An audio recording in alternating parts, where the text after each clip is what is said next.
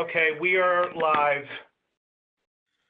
Okay, good morning, everybody. Welcome to the April meeting of the New York State Joint Commission on Public Ethics. I want to thank everyone for joining today with all that is going on in the world, and I hope that you and all of your families are healthy and safe during this difficult time. Due to the social distancing orders, Jacob's physical offices continue to be closed, so this meeting is being held using video conferencing technology. The public session is accessible on Jacob's website to watch via live stream. For that, I appreciate all the efforts made by staff and the commissioners to ensure that this meeting could happen. Additionally, in recognition of the circumstances, we have taken steps to ensure that people and businesses can devote their energy to navigating the health and financial crises by deferring filing and training deadlines and temporarily suspending audits. We will continue to evaluate the circumstances to determine whether further accommodations are needed. Please contact the Commission staff if you need assistance. Although staff is working from home, they continue to be available to provide ethics and lobbying guidance, aid with public disclosure filings, ethics training, and other mandated services. Finally, to conduct this meeting smoothly, I will be monitoring the video and will do my best to recognize anybody who wishes to speak. Staff will be assisting me, so you can text Monica, Martin, or Walt during the meeting if you need to be recognized. It is important that only one person speak at a time. In addition, I ask that when you speak, you please identify yourselves so that we have a clear record. We will need to take votes by roll call to ensure that everyone is counted. Otherwise, please mute your phone when you are not planning to speak. Thank you. Let's move to the approval of minutes from the public session that's behind attachment A. Any questions or comments?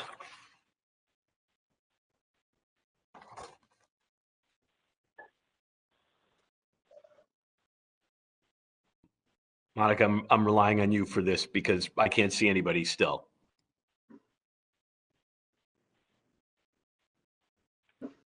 I don't see any hands up. Oh. Commissioner Weissman is moving. Motion to approve. Thank you, Commissioner. Is there a second? Second. Commissioner Deering. Thank you. Martin, you're taking the roll?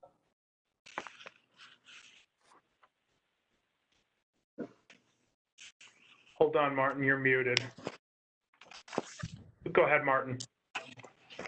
On the minutes, Commissioner Cohen.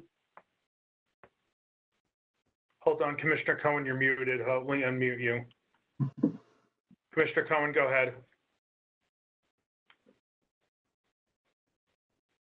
Commissioner Cohen on the minutes. I'll come back. Commissioner Deering. Approve.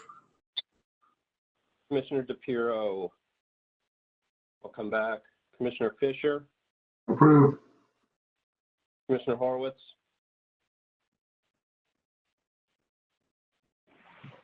You're muted, Dan. Approved. Approved. Thank you. Thank you. Commissioner Jacob. Approved. Commissioner Levine. Yes. Judge McCarthy.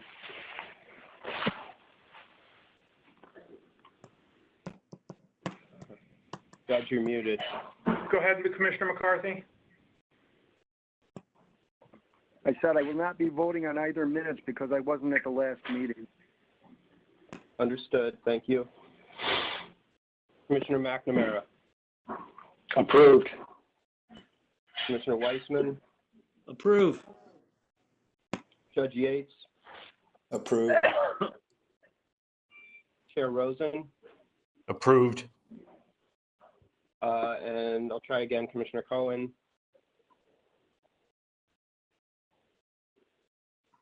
All right, we'll try later. And Commissioner DePiero, did we have? I don't think she's on. Okay, so the 1, 2, 3, 6, 7, 8, 9. 9, the motion carries. Okay, thank you. Item 3 on the agenda, report from staff. Hold on, Steve, I will unmute you. Steve, go ahead. Thank you, Walt. Good morning, everyone. This will be the fourth quarter report for the 2019-20 fiscal year as of March 31st, 2020. For personal service, during the fourth quarter, we spent almost $997,000 for a year-to-date total of almost $4,487,000, and which is a percentage spent of 97.1% of our cash disbursement ceiling. Also during the fourth quarter for non-personal service, we spent $234,000 for a year-to-date total of $731,000, which was 80.3% of our cash budget.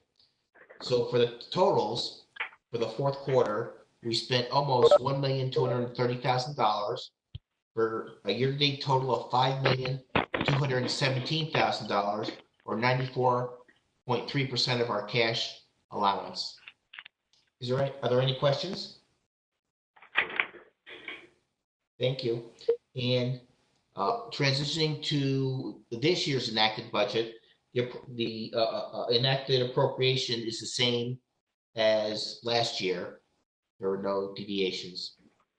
Any questions? I have a question. Thank you. Yes.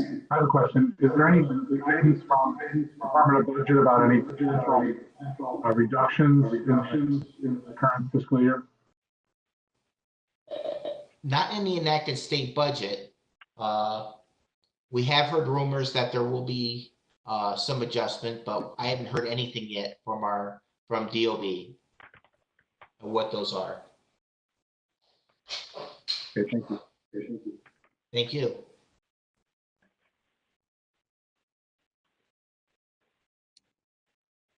Please continue. Hold on. Sorry, Steve, can you go ahead again? I'm sorry, you were muted. Oh, I'm done. Thank you very much. Okay, thank you. Okay, Monica, just FYI, I can see everybody again. So, wonderful.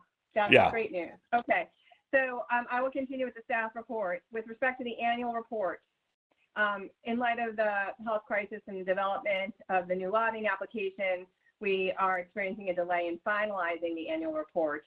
We expect to have an updated timeline by the next meeting, but we're working towards having a draft for the commission sometime in June. Are there any questions about the annual report? Okay, then with respect to financial disclosure statement filings,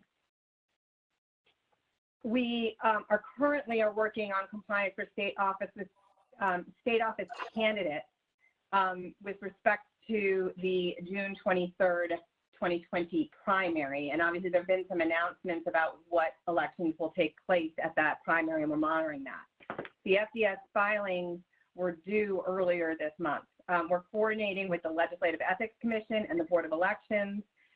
And if necessary, we will send failure to file notices timely so that the notices of delinquency, if needed, will be posted well in advance of the election. Earlier this month, due to the COVID-19 crisis, we found justifiable cause to provide an additional 90 days for filers to submit their financial disclosure statements. So they will now be due on Monday, August 17th. And the filing notices have been sent to filers. The new forms and the new guide are available on our website, and staff is available to answer questions. Commissioner Horwitz, did you have a question? You're muted. No. Okay. okay. Thanks, Dan. Then I'm done with the staff report. Turning it over to Martin. Okay, just to bring you up to speed, we're at attachment B in your PDF packet. Before I go into the regulations, I just want to remind both the commission and the regulated community that the bi-monthly reports detailing lobbying activity in March and April of this year are due on May 15th. We appreciate the strong compliance that we received in the most recent filings. On to the regulations. Consistent with the discussion we had in February at our last meeting, we've included a copy of the proposed revisions to both the lobbying regulations and the source of funding regulations, and those are Part 943 and Part 938, respectively. The terms of the proposed regulations have not changed since the last meeting, so the version you had in your last book and the version you have today are substantively identical, but for formatting. As a result, after today's meeting, staff is proposing to start an informal notice and comment period on these staff drafts. The timing is such that it's important to keep things moving so that all these changes will be in place for the lobbying registration period that begins on January 1st of 2021. This informal preliminary comment period provides the public, as well as the regulated community, of course, with ample time to provide input on the proposed changes. This is even prior to starting a rulemaking under the Administrative Procedure Act, which, as you know, will include its own mandatory notice and comment periods. There are obviously still open questions about the substantive aspects of the regulations. We anticipate a healthy debate after the comment period and within the SAPA period, while we are planning to go through the while we are not planning to go through the substance of the proposals today, Carol Quinn and I are available to address any questions or concerns you might have about the staff drafts. Thank you.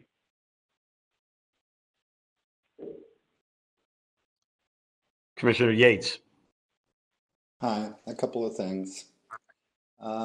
First of all, I don't know if there's any public audience out there, but if there is, I just want to make it clear that this is a staff proposal. This is not a commission proposal. This is not the result of any internal vote or even complete discussion within the commission. It's a staff proposal that the commission has not fully discussed or even voted on yet.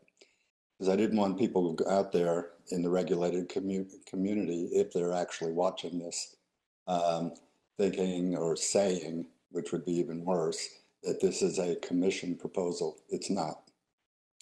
I've looked through it, and as you know, because we've had some internal discussions, I really only have one point that I wanted to bring to the attention of the regulated community. And that deals with the definition of designated lobbyist. Just so we're clear, and I think sometimes it's worth stating core principles. There's a difference between advocacy and lobbying. Lobbying entails the use of money, expenditures, receipts, in addition to advocacy. By law, we are consigned to regulate or inform the public about lobbying. We're not in the business of regulating or defining or limiting or exposing advocacy. People are free to go out and advocate all they want. It's only when they do it in conjunction with money, expenditures, that they come under our purview. If you look at 943.3 in the staff proposal, you'll see there's a change in what's called a designated lobbyist. Now, the legislative law, which is the font from which all of this comes necessarily, gives us the power to regulate and ask for disclosures from employed lobbyists, retained lobbyists, or lobbyists who are designated to act on behalf of a client. In the past, the regulations stuck to that formula, and that is there are certain requirements that are put in place if you're designated by a client to act on behalf of that client, and the client spends a certain amount of money to try and influence legislation.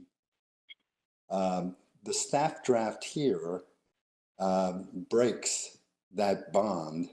It defines a designated lobbyist as being any board member, director, or officer of a client, whether or not they were designated by the client to act on behalf of the client. Now, there are a lot of people, including people on this commission and around, who act as board members for especially not-for-profit organizations. Doesn't matter whether it's United Way, Roswell Cancer Center, Red Cross.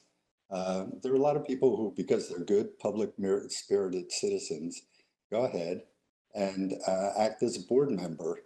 They receive, on behalf of a public-spirited not-for-profit, they receive no compensation and they spend nothing for lobbying. In most cases, the boards, especially in the not-for-profit area, are very careful to delineate and limit who speaks on behalf of them, who advocates for them, and who they ask to go out and lobby.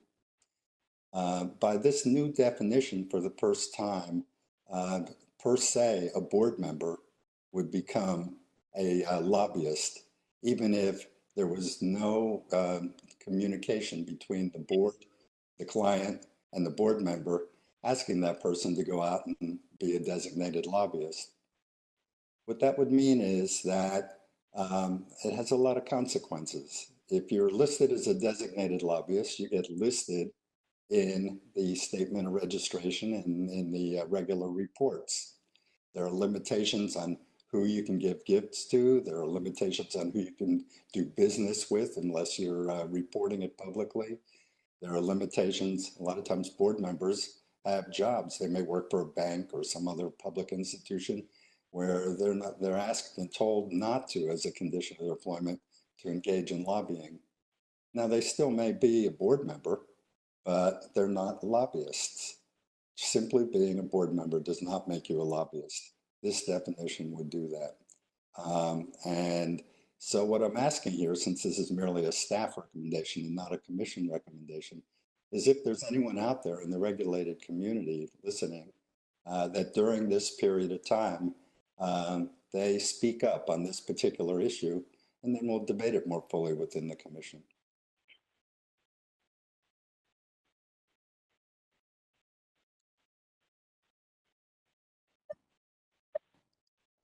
Thank you, Commissioner.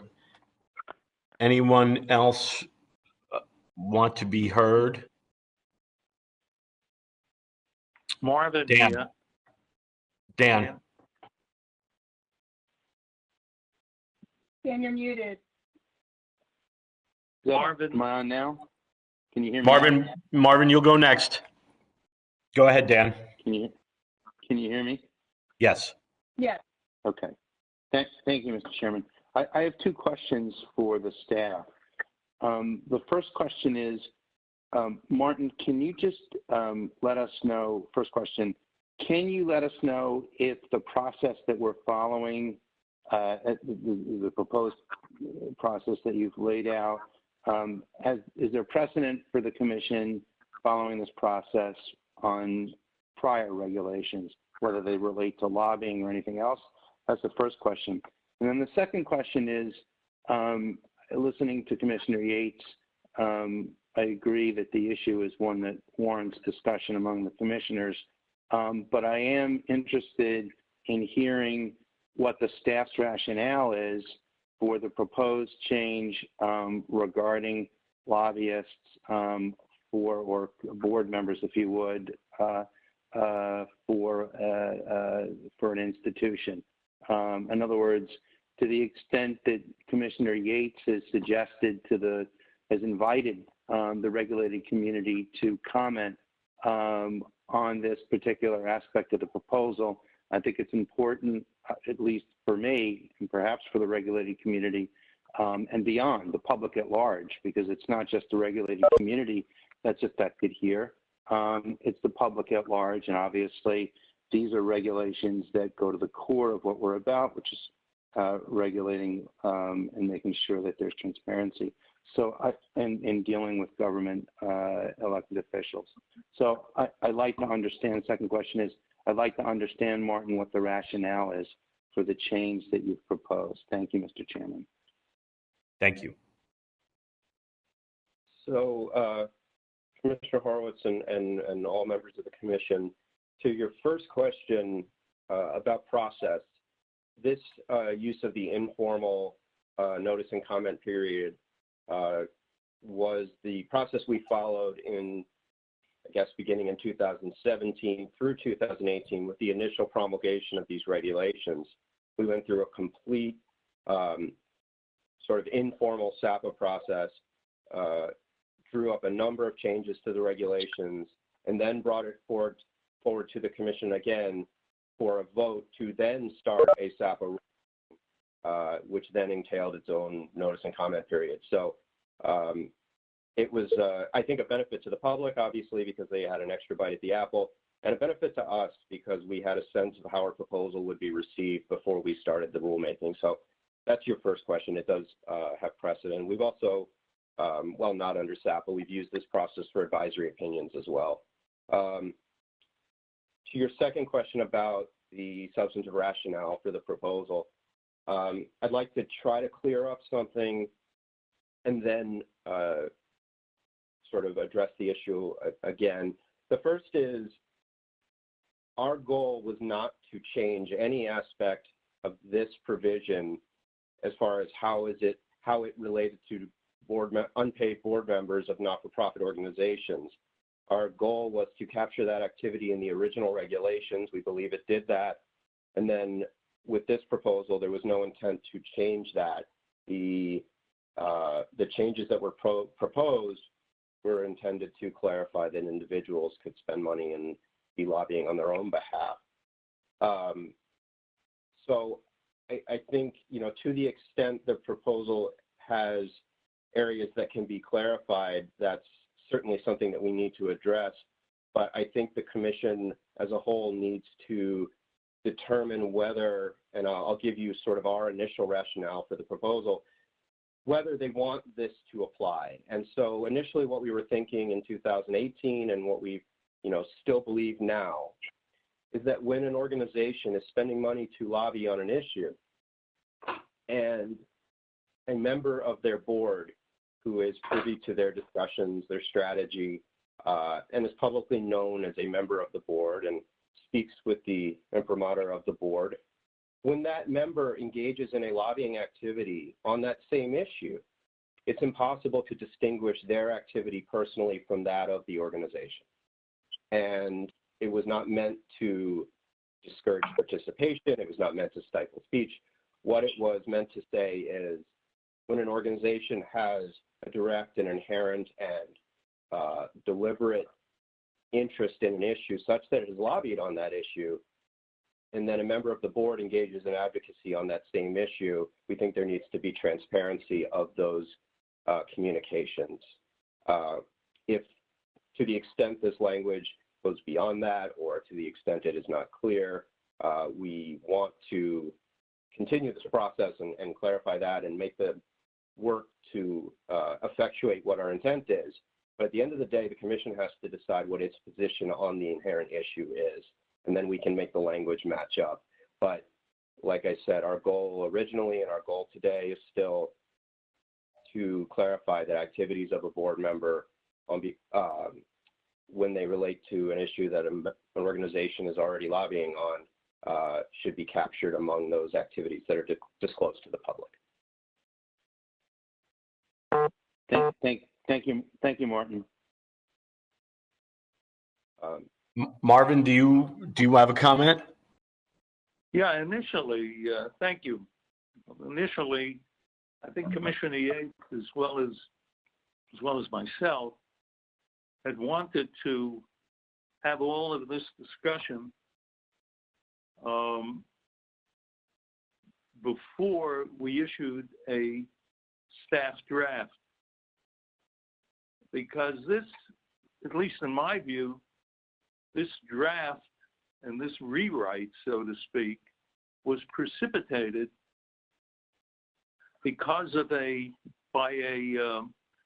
status issue involving a Cat Sullivan. And in particular, we were focused on designated lobbyists and other such issues.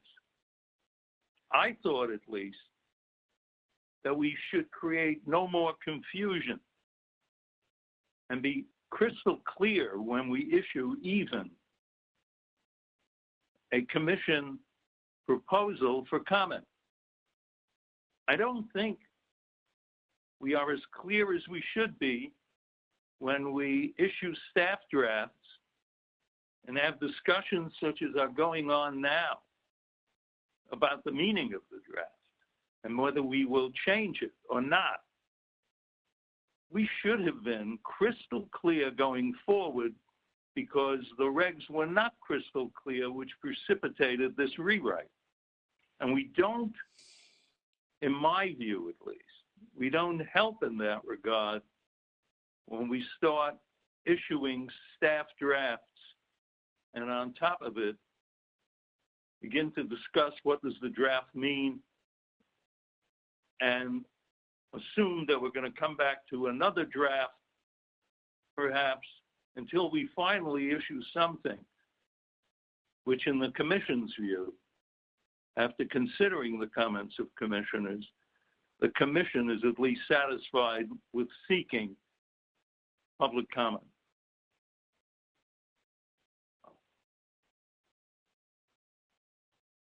Thank you, Commissioner. Anybody else? Commissioner Yates. I have a question, I guess, for Martin, because you said that you wanted to capture people who were presumed to be have the imprimatur of the organization when they speak. And my concern, obviously, is when we go beyond the statute, where the statute says you're a lobbyist if you're designated by their client to be a lobbyist, and the regulations take that away and say you're a lobbyist if you're a board member, even if you're not designated by the organization to speak on their behalf. So my question would be this. Let's say I'm a board member of the United Way, and during budget negotiations, I happen to have a friend who's a legislator or works for the governor in the budget office, and I say to that person, unbeknownst to United Way, I say to that person, you know, I hope during these tough budget times that you don't cut youth programs. Now, that would have to be reported, the person that I spoke to, and the time and place of the conversation, the subject of the conversation would have to be reported by United Way. How could that happen if I'm not even speaking on their behalf?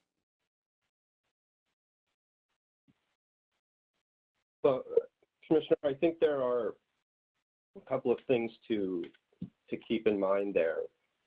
One is, you know, obviously the inclusion of, well, let's start back. When the organization, if the organization has decided that it is going to lobby on the budget in this case, and it has made a decision or it has discussions that it's going to do so, and then the board member has this conversation with the legislator or the budget director or the staffer of any of these offices, our position would be that as a board member, they are speaking on behalf of the organization, but you know, I think it's going to turn, as always, on the specific underlying facts of the situation, including, you know, whether the organization has decided it's going to lobby on the budget. And I can I just ask you where in the regulations that is? Because I don't see anywhere in the regulations that there has to be a prior board discussion on that particular subject.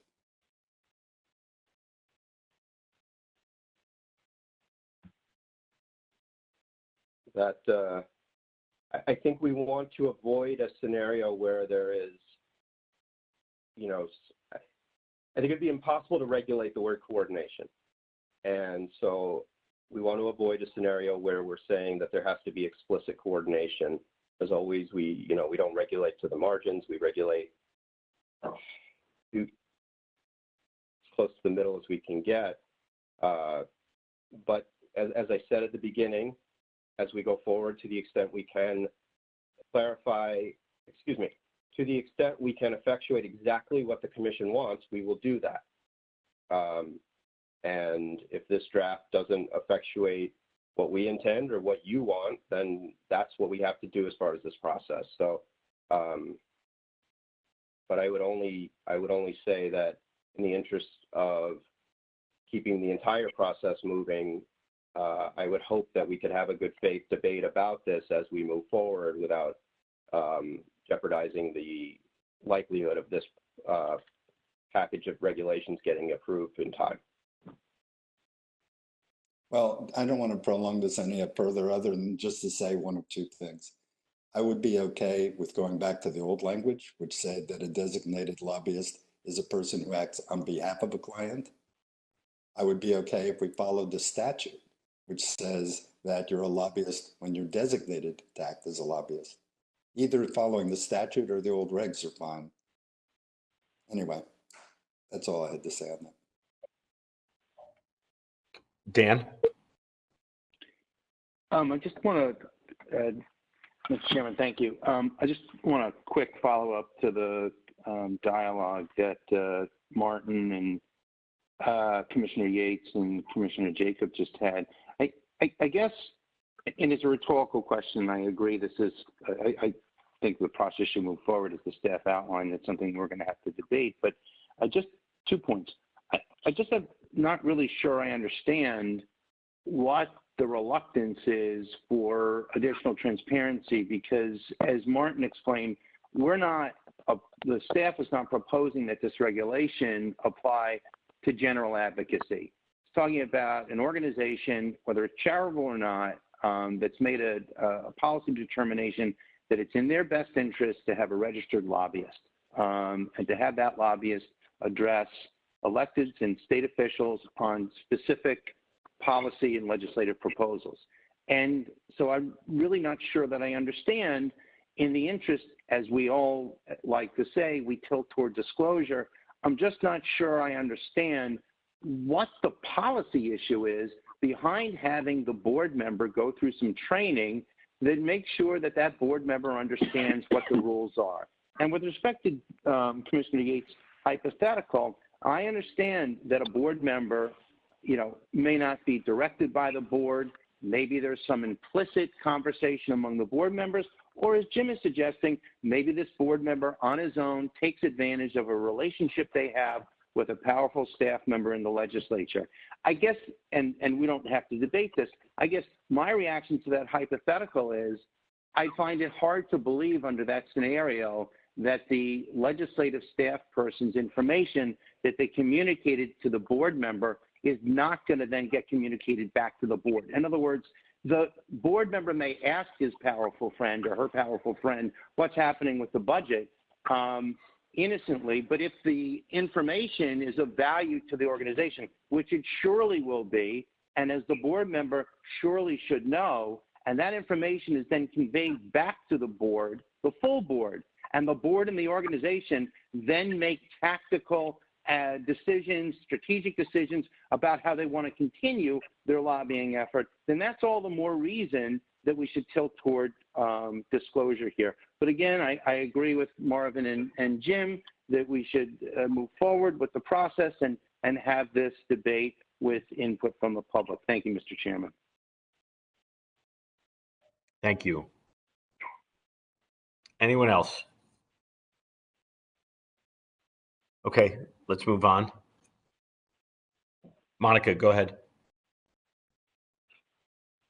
I guess I just wanted to just clarify one thing, which is that the staff proposal of the definition of designated lobbyist still uses the term on behalf of. And so we were not intending to depart from the legislative language, but to the extent that there's any concern that the current language is confusing, that is absolutely the benefit of having a public comment process. The more time staff can have getting comments and feedback from the public and tightening up the regulatory language before the commission considers this again and votes on it is helpful. And it was a very helpful process the last time around. We did it for almost a year last time. And it really helped us refine the language, clarify points, so that when we brought it to the commission, it was in better shape. And then I also wanted to point out, this is not the only issue in these regulations. There are several other big issues that we really need to get comment and feedback on in order to, again, improve upon the language, clarify the language, then we bring it back to the commission for further discussion and a vote. They're in the best shape that they can be at that point. And then, of course, once we begin a rulemaking process, there will be at least another round of formal comments and revision, and you could even have a second round. But the commission and the staff's goal is to have these regulations revised and in effect by January 1, 2021, when the next biennial registration cycle starts, which is why the staff wants to move forward now, so we don't lose more valuable time getting input from the regulated community. Mr. Chair, I was going to stop, but I'm sorry. Now I have to say something. I've heard two inconsistent answers from Monica and from Michael. Monica says, oh yeah, this person still has to be acting on behalf of the board. Michael says, or Martin rather, says, no, that's not true. We wanted to widen the definition to talk about a board member even when he's not acting on behalf of the board. You know, it's a simple enough change. It's a language change. If what Monica was saying were true, all you'd have to do is insert in the second sentence the language on behalf of the board. On the other hand, if what Martin said is true, and that is if you're really trying, that the staff is really trying to expand the definition to encompass all board members, then you start getting into the problem that I have. And the definition, and then you get into the hypotheticals that Commissioner Horowitz spoke about. And I mean, if we're going to get into hypotheticals, his hypothetical is one where there's a lot of coordination between the board and the board member. I don't have a problem with reporting it when there's coordination. My problem is most people who are board members on a not-for-profit where they receive no compensation and spend no money are public-spirited people who happen to care about a subject. And that means that their conversations, when they care about a subject, are going to have to be reported. And they're going to have to go through ethics training, and they're going to have to be barred from certain activities just because they're speaking out about something they care about, whether it's education, summer youth programs, or whatever. And that goes back to my opening remarks, and it's conflating advocacy with lobbying. We're allowed to regulate lobbying. We're not allowed to regulate advocacy. Thank you.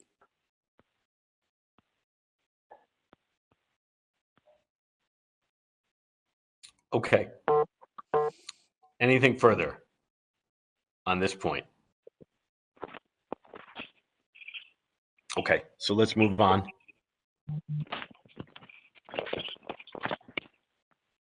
We're up to attachment C.